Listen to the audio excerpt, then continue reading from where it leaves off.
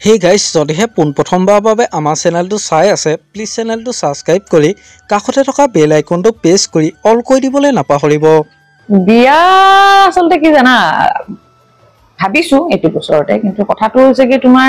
সবে দেখোন কয় বিয়া বাৰু জন্ম মৃত্যু সব বুলে সময়মতে নিজৰ হেৰি মতে হয়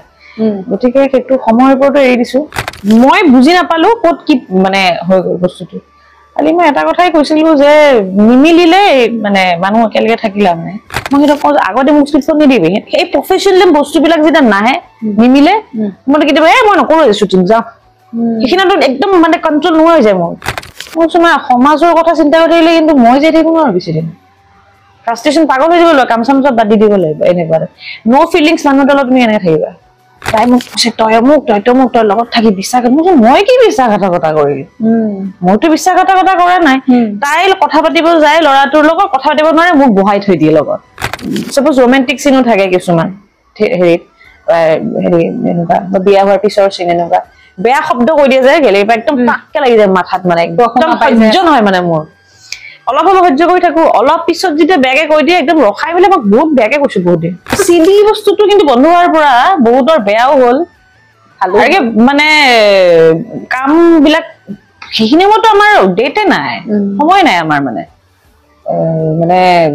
আজি বোলে এখন চেছ কৰিলো নহয় আকৌ কালি ৰাতিপুৱাৰ পৰা এখন কৰিব লাগিব এনেকুৱা ধৰণৰ মিছ কৰো কিন্তু সেই বস্তুবিলাক কেতিয়া জুপিটাৰ আবাৰ বিয়া আসলতে কি জানা ভাবিছো এটো বছৰতে কিন্তু কথাটো হৈছে কি তোমাৰ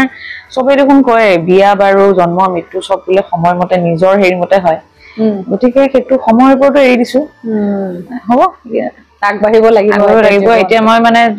জীৱনত বহুত ঘাটপ্ৰতিঘাত হৈ গৈছে মোৰ বহুত কথা জানে চাগে বহুতে জানে বহুত ইন্টাৰভিউ মই কৈছো আছে গতিকে ফাইনালি মোৰ এনেকুৱা লাগিছে যে মানে মই একদম মোৰ মানে জীৱন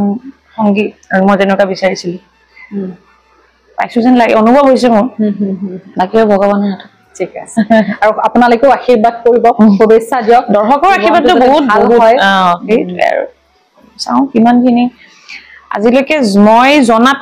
হয়তো কাৰো অপকাৰ কৰি পৰা নাই অজানিতে যদি হৈছে মই নাজানো সেইটো মানুহ হৈয়ে যায় কোনোটো আৰু সম্পূৰ্ণভাৱে শুদ্ধ নহয় কথাটো তেনেকুৱা ধৰণৰ হয় কথা এটা জানি বুজি ইমান হেৰি নকৰো আৰু সৰুৰ পৰা মা দেউতাই মানুহক ভাল পাবলৈ শিকাইছে তাৰ মাজতো মানুহৰ আত্মদিনত থাকে এইখিনি পাৰ হৈ আহি এতিয়া অলপ সুখী হ'বলৈ হৈছে আপুনি